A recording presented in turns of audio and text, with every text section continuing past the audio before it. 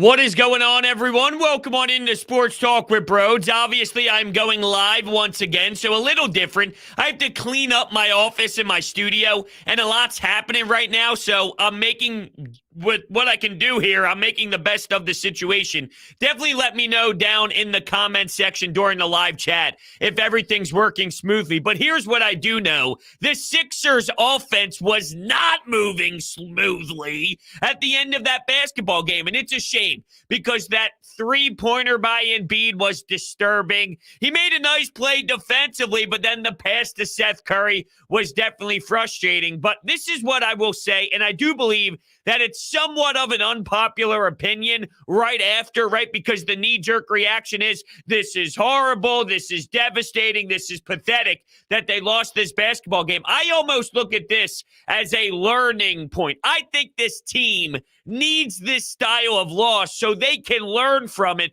We already know that Joel Embiid is obsessed, right? He is possessed. Everything that happens, he bottles that up and becomes a better player because of it. He will lose sleep because of what just happened. So the fact that he made those mistakes and he had some ill-advised shots and things did get a bit murky and he was a part of that late, all of that will matter for the growth of Joel Embiid. For example, the next few times he gets that situation again, do you really believe it will look as atrocious, or will there be a bit of a smoother offensive possession or a better look or a harder take to the basket or just playing better team basketball all around? I can't stand hearing Doc Rivers after the game always mention over and over and over again. I just didn't like our offense. It got stagnant. A lot of people were just standing around. Hello, Doc. Hello. Isn't that on you? Don't you think maybe you should have your handprint on that? If you feel as an NBA head coach that something's happening out there that you don't necessarily like, ding, ding, ding, make it better, at least attempt to. And another thing, why in the hell are we taking everybody off the floor at the same time? Would they have still lost this basketball game? Maybe, because the Phoenix Suns are a damn good squad, and they know what they're doing. Chris Paul operating the floor, setting their offense up. He had that massive bucket late. Look, the Suns were able to execute their offense down the stretch. You had Chris Paul doing his standard mid-range jumper shot. You had them knocking down their free throws, and they just executed better. What else was there? Oh, it was when Tobias Harris ended up getting stripped, and they hit that big three. That was brutal. While the Sixers just couldn't get anything in the rhythm. You know, you get Seth Curry's only shot of the damn night there at the end after such a slow start, and even Doc mentioned that they were thinking about sitting him. They were thinking about kicking him to the curb, but to me, that's not what you do. When you have a professional like Seth Curry, even though it was awful and it was a tough watch, you let him ride it out and you still let him take those shots, because even Allah said this during the broadcast, it's not as if these aren't Seth Curry shots. These are Seth Curry shots. They just weren't falling. Pump fake. He gets ran off the three-point line, so then he takes a mid-range jumper a few steps in, and it ends up bricking, hitting the back of the iron. Look, I'll say this about Seth Curry before everybody freaks out. Tobias Harris was piss poor early. I told everyone to relax. Tobias Harris was not bad. And now he just continues a beautiful stretch. And he was fantastic tonight. Put up 30 points, had some awesome takes to the basket, played smooth. And, you know, during that first half, when you go Tobias plus bench, he really generated a ton. That's why I can't stand watching Doc Rivers go to this lineup. Furkan Korkmaz, Danny Green, Matisse Thybulle, Andre Drummond, and George Niang. What did you think, Doc, was going to happen? Please let me know, Doc, what you thought when you put that lineup on the floor. What did you think was going to happen? Because I'll tell you for free what I was screaming at my damn television. Here we go again. Here we go again. It's crazy to me that this guy is a Hall of Famer, one of the best to ever do it. How do you not have brain cells? And then he literally talks about we need a guard. We need another guard. I'm with you. And I even had this tweet after the game Someone tweeted at me and said, bro, you know it's not Doc's fault. Look at the bench. Who would you put in to play when you have got to recalibrate you target? Oh, okay, you're not making much sense here, Larry, when you're texting in, or excuse me, tweeting in. How about we use English here? But anyway, his point is, what do you want him to do when the bench is trash? Furkan, Drummond, Niang, no combination can fix that. Wrong! Wrong! Wrong! I'll tell you what can fix that. Staggering your starters. Okay, there's a reason why I see a graphic pop up on my screen, and I see that Tyrese Maxey, Tobias Harris, and Joel Embiid are the ones that are actually having some offense and scoring you buckets. So here's a great idea. Let's take all them off the floor. Come on, Doc. We're all laughing at you. That's terrible. They still might have lost that game because they do have Chris Paul, Devin Booker, 35. Mikal Bridges, stud. Not that I'm surprised by that. I knew when they drafted him. There was a reason why I was pumped up when they selected him before the trade went down. Did I anticipate him having this type of repertoire at this level of consistency to this point? Not really. I thought it would take a little bit more time for him to kind of blossom, but he did it rather quickly. And I'm sure there's extra motivation when he come to the Wells Fargo Center when Zahir Smith isn't even there. Even though, let's not lose sight of what that was all about. You got an unprotected first-round pick back in return, which ultimately got you Tobias Harris. We know the story, but I'm just saying, most people when they talk about it, oh, you traded Mikal for Zahir. Like, Zahir was like the extra added stuff to the side. You did it for a first-round pick that was unprotected, and that's why I did. But I digress. I mean, the kid is definitely sensational. He had some big-time moments in this game. And Doc's not wrong for saying we need another guard. And after you see the whole debacle that was throughout the NBA today, who the hell knows what the Sacramento Kings are doing. The Portland Trailblazers are trying to inform you that they're going to keep Damian Lillard and build around that with all sorts of salary cap and all sorts of other assets to go get some players to feed Damian Lillard. Yeah, okay, let's see how that goes. Now, let me see if I can put my trust in them figuring this to hell out. Oh, by the way, I don't, okay? But to the moral of the story here with Doc Rivers, yeah, he's not wrong when he makes that statement. He's 1,000% correct, and Daryl Morey's going to do something, whether it's the big splash or not. Brooklyn lost again, and James Harden's not playing, whether he has a hamstring injury or not. He's definitely playing the game right now, and I love this, right? All these people with blue check marks on Twitter saying, it's going to come out in about 2 hours or so. In about 3 hours, everybody's going to see that the 76ers is in a trade with Tobias Harris and Ben Simmons. Oh, please with that nonsense. Just relax with all that garbage and wait until Thursday at the deadline until we get all the information we're looking for from the big storylines and the story, the people that are putting out the stories at the deadline and all. But, yeah, I still just can't get over Doc Rivers and what he did. And I can't get over what we saw late. We're so used to Embiid just doing his thing. You could see how bothered he was and how upset with himself that he was. He was just saying all sorts of things to himself. He was throwing punches to the air because he couldn't believe that he threw that pass out of bounds. And the lack of execution was very poor down the stretch. It's funny because I made a joke on Twitter. There was a step back three. There was some isolation ball. This was very early on in the game, and Joel Embiid's at the top of the three-point line just dribbling in between his legs and then takes a horrible three-point shot that hit the left side of the iron. So I threw it up there on my Twitter, which you can follow me at Broads81, shameless plug, and I said I would live, okay, with Joel Embiid taking 900 of these a game. Just because, like, in what universe is a 7'2" individual having that in his bag where we're even accepting that to begin with? Seriously, it makes no sense. So I was just enjoying it in the moment.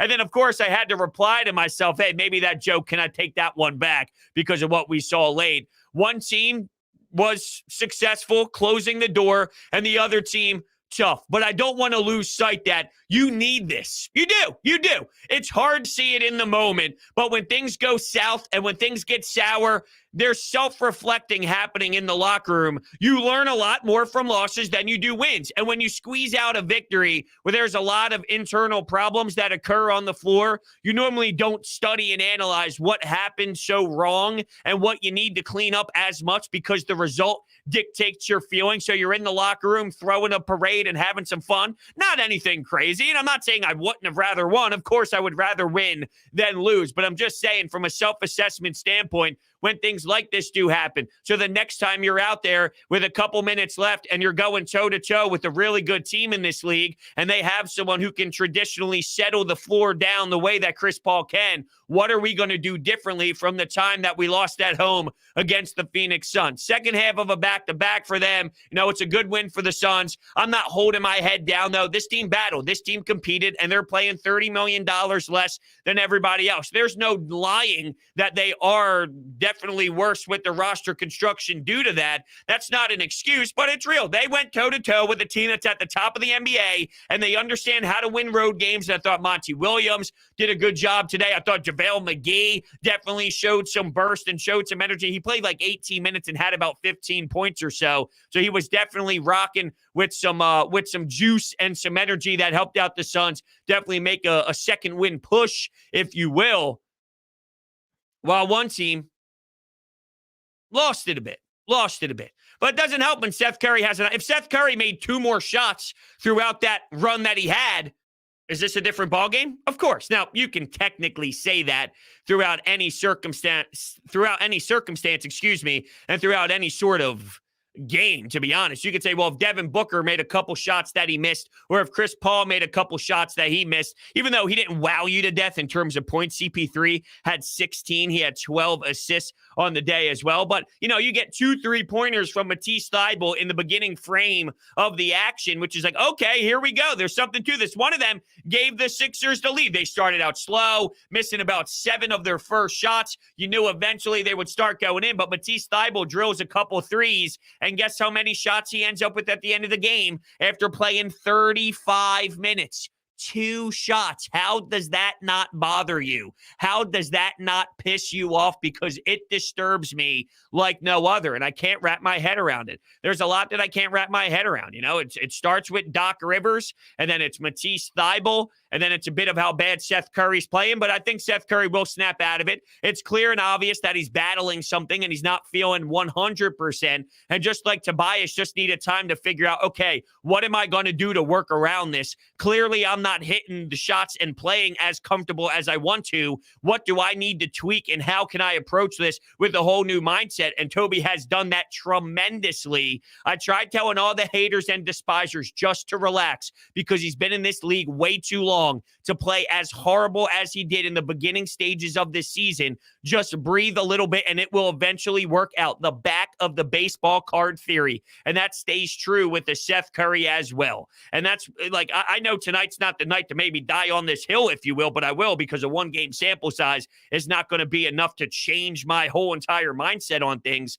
If I'm Daryl Morey and I'm looking to acquire James Harden with Ben Simmons, the list of people I would like to trade would go Danny Green first with Ben Simmons, and then it would be Matisse Thybulle, and then it would be Seth Curry. I'd rather have Seth Curry than Matisse Thybulle if it comes down to acquiring James Harden and pushing forward with some sort of playoff run in mind, no doubt about it. And by the way, speaking of Doc Rivers and Danny Green, was there a time where I really saw him out there with some turnover? What are we doing? Why is he in that position to begin with? And that's where I can't really, I can't dive into this. Like, seriously, Doc, you put your players in that position to fail. They might have not have won.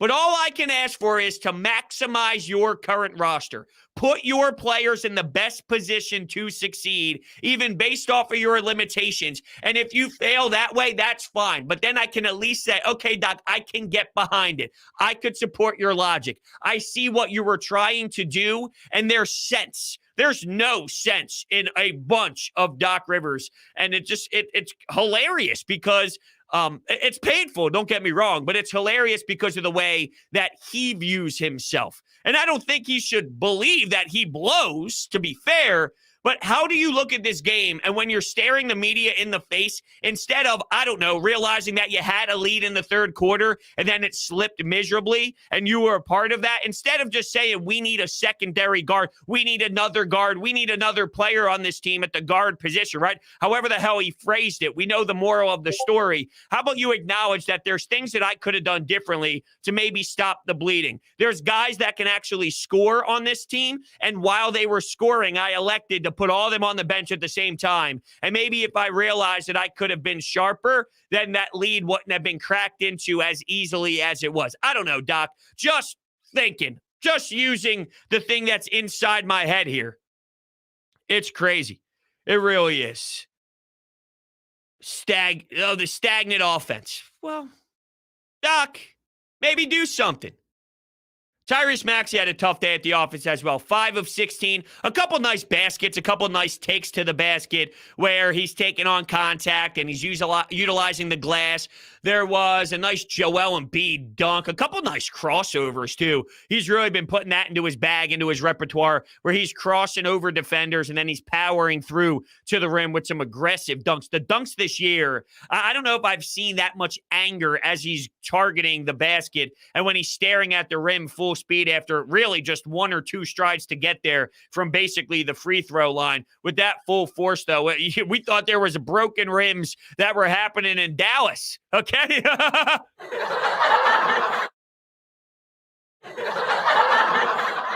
We thought it was bad in Dallas. What happens if we see one of these happen come down like Shaq with Joel Embiid targeting the way he is? Because there's no doubt it's been crazy. All right, we're going to take some anytime hotline calls, of course. But first, let me tell you about DeSimone Jewelers. They are my jewelers. I got my fiance's engagement ring from them, and it was the best experience of my life. Valentine's Day is coming up, fellas. It's a no-brainer. Get your significant other such a beautiful and outstanding piece from DeSimone Jewelers. They're a family-owned business located in Haddonfield, New Jersey, previously in Jewelers Row. Will, Lou, Nick, and Mike, they will treat you like family. They provide custom jewelry design, jewelry repairs, appraisals, watch repairs, diamond setting, jewelry cleaning, and so much more. They work with you to get the best design at the most reasonable price you will find in the entire market. If you go into their place and tell them that Broad sent you, they will hook you up and give you a fantastic deal. So make sure you check out the link down below in the description, DeSimoneJewelers.com. I'm just seeing if I missed anything post-game. I heard basically Doc speak. I heard Tobias speak. I don't know if anyone else really. Matisse Thybulle was asked what makes Devin Booker tough to guard. He's really good at basketball. Thank you, Matisse Thybulle. I definitely thought that was a realistic answer that you can support. All right, let's rock some anytime hotline calls. I can't wait to hear what people have to say. And we will start that right now. Probably a lot of Doc slander, right? If I had to guess, if I was a betting man, a lot of Doc slander. Okay, here we go. How many double-digit second-half leads is this guy going to blow? Seriously, I'm getting sick of this. It's been happening all year, and at this point, I'm at my wit's end with Doc Rivers at this point. Like, you run these lineups where, like, Embiid's not there, Maxey's not there, and Harris is not there at the same time. What do you think the Suns are going to do in that situation? Of course they're going to crawl back into the game and eventually take the lead when you put that out there. You can't even run a play in the last, 5 seconds to get a quick shot off. This guy is completely overmatched.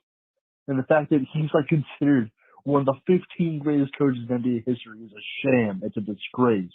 It really is. I mean, honestly, it really is. And even throughout the Brett Brown era, I wasn't sitting here just ripping apart Brett Brown as much as everybody else. But, I mean, this dude does get praised. When you hear the name Doc Rivers from a distance, you think that, oh, man, that changes the franchise. People put that name on the same pedestal, and maybe not anymore. And that's why he feels fired up and he feels disrespected when people ask him certain questions, because deep down he believes he's on that, and now he's losing with the Clippers, and he's looking ugly in some playoff series. And look, it's hard. Not many coaches can win with Ben Simmons last year. That's just reality of the situation, and I'm not making an excuse. But we can be very clear that even when your roster has problems, it's about maximizing what you bring to the table, and there's still plenty of disasters that happen just solely because of him. It's just about he makes it happen. He shoots himself in the foot is what it does. So he puts this team behind the 8-ball when it doesn't need to happen, even though there is a cap on what this roster can do. Both can be true at the same time. But, you know, you think of Eric Spoelstra, you think of Greg Popovich. Those are really the only two. I'll be honest. I like Steve Kerr a lot, but there's a lot to be said as well with Steph Curry, Klay Thompson, Kevin Durant, and that flow. Now, when they made the change from Mark Jackson to Steve Kerr, they clearly had a push and a different sense of urgency and new life. I'm not downplaying the role that he has. He is a part of that Golden State Warriors dynasty. But, I mean, I got to be honest with you. Outside of Greg Popovich and Eric Spoelstra, I truly don't think anyone, not a damn soul, is on the level of those two. But when you hear the name Doc, it seems to settle in that type of conversation, and it shouldn't, especially now that we get the night in and the night out for a couple of years now. What do assistant coaches do? Do they have a job? Because I feel if I'm Dan Burke or if I'm Dave Yeager, yo, Doc, right? I mean, when Dan Burke was in charge, when Doc Rivers was out due to COVID protocols, we saw something so much different. And guess what? It benefited this team. So isn't their job to at least talk? And are you telling me that Doc Rivers is so naive and so stubborn that he's not even willing to listen to a Sam Cassell, a Dave Yeager, a Dan Burke, people who have been involved in this league and clearly shown that they know something? You would think, even if it's just like a little quick, how do you do? Maybe we should try X, Y, and Z. I mean, come on, man. It's terrible. It's terrible. All right, what's next? And tough loss tonight, but, you know, this is the typical game that Doc Rivers costs us with his ineptitude and lack of being able to figure out rotations and coach. Whenever he goes up against high-level coaches like Monty Williams, he always gets exposed. And it's ridiculous that Joel Embiid is literally the save us guy. Like, I swear, like 20% of our offensive possessions don't work because it's centered around taking 35 fucking seconds just to throw the ball into Embiid. We have terrible guys that don't know how to do entry passes and stuff like that. Like, it's just ridiculous. But, you know, they fought, so I can't really be mad about a loss on a Wednesday night. That doesn't really matter. No, I agree with you there. I'm not look, I'm disappointed in the loss, obviously. But from a bigger picture, they lost to a really good team.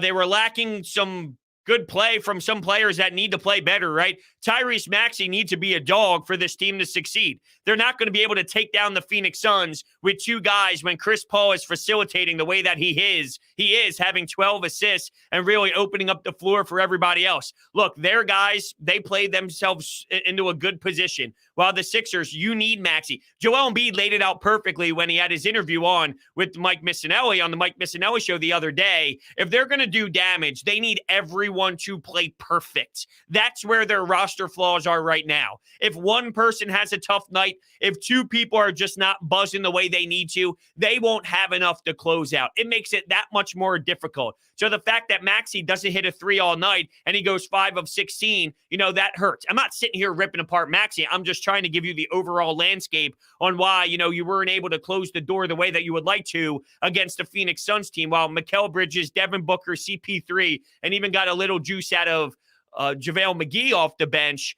If Maxey isn't giving you 20 plus and really, really good, and if Seth Curry can't help you out with that professional space and hitting some big threes for you other than just that one that came at a very crucial time, may I add, and I'm cool with Doc Rivers keeping him in and rolling with it, because the alternative is what? What I do want to see less of is Furkan Korkmaz. Furkan Korkmaz running the point position. I get it. You're lacking players, but then that's where you space out a Tyrese Maxey opportunity. And even though Seth Curry wasn't knocking down his shots, I prefer Seth Curry over Furkan Korkmaz any day of the week with the ball in his hands. And yes, I will say that even after this effort as well. So I just want to be clear there that I get it. You're lacking players on your bench, but that's why when you stagger your team, you have more options and there's different opportunities to make it not as ugly as you elected to make. You made it that ugly, Doc. You did that. You saw Tobias and company succeed,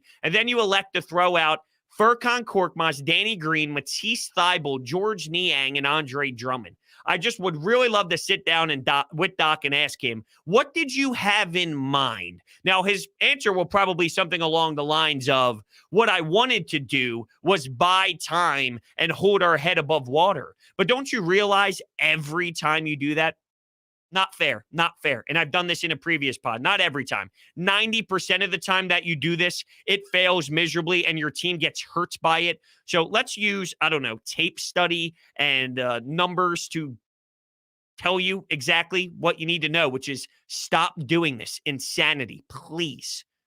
What up, Bros Nation? And we're from South Philly. It's a tough loss. I was definitely expecting a little bit of some playoff aggression type play. Because, we got to start showing that we can beat major teams like the Bucks, the Heat, and the Suns. Seth Curry, I don't know where he was this game. And as well as Doc Rivers. I mean, you're not putting your most aggressive lineup out there when Joel is on the bench. You know what I'm saying? He got to be more aggressive. I don't know where this relaxed coaching behavior come from, but we got to get it together if we want to start proving we can beat major teams when they come in. Well, I mean, to be fair, and I don't want to make any excuses at all because we understand the situation, but are they in a position to just consistently beat all the best teams in the league?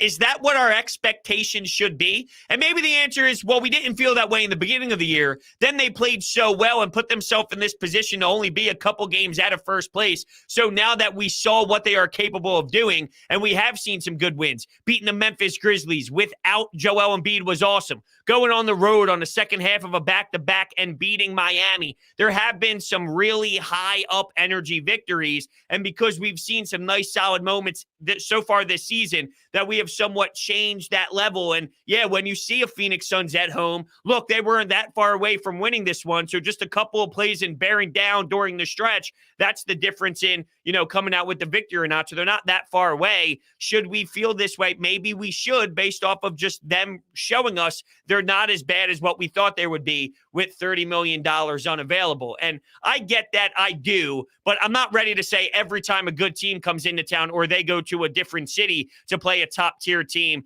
that, they're in the position to just win all the time. This makes sense to me. It does. And it puts me in an awkward position because it's not like I'm accepting it. My takeaway from all this is, Doc Rivers, you're a bum and you're going to consistently hurt this basketball team, which is a shame. Even though I do know they don't have enough as currently constructed, it doesn't mean that gets him off the hook whatsoever. I'm more mad at Doc than anything else in the world.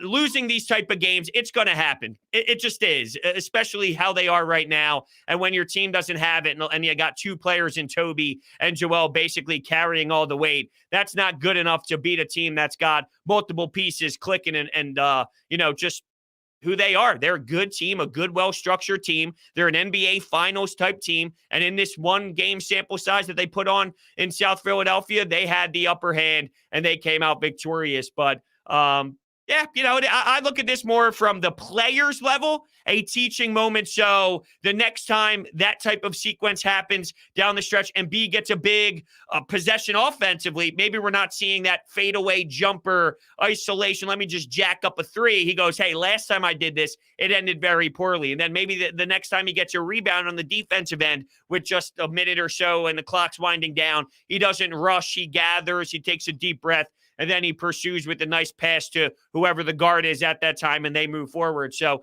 it's like these mistakes that happen late is part of the bigger picture, which is Joel Embiid not sleeping at night, letting this fuel his fire. So then the next time he gets this chance and opportunity, it's, I remember. Because so far Ben Simmons backstabbing him has made him better. The Toronto loss has made him better. The loss against the Atlanta Hawks has made him better. And when they got swept by the Boston Celtics in the bubble without Ben Simmons, he became better. There's so many examples of failure and Joel Embiid taking that failure just to take steps in the right direction and thriving off of it. I'll take it for what it is in this regular season type of moment, and I'll put it with that optimism tied to it. In terms of Doc Rivers, I got no faith that he'll ever figure it out. This is just Doc Rivers. He's been around long enough where if he hasn't moved in any sort of direction at this point, it's pretty safe to say that he's just stubborn on it, and it sucks to see. With that being said, I want to thank everybody so much for listening to this episode of Sports Talk with Broads. We did it live today once again. As I alluded to in the beginning of the show, I'm kind of redoing a little bit here in the office, so it's a bit different. I'm sort of in, I don't know, standstill mode right now and trying some things out while I'm maneuvering around my office and my studio and changing some things up. So I want to thank everybody so much for listening in live, listening to the show. Thank you guys so much. I love you all, and I will see you next time.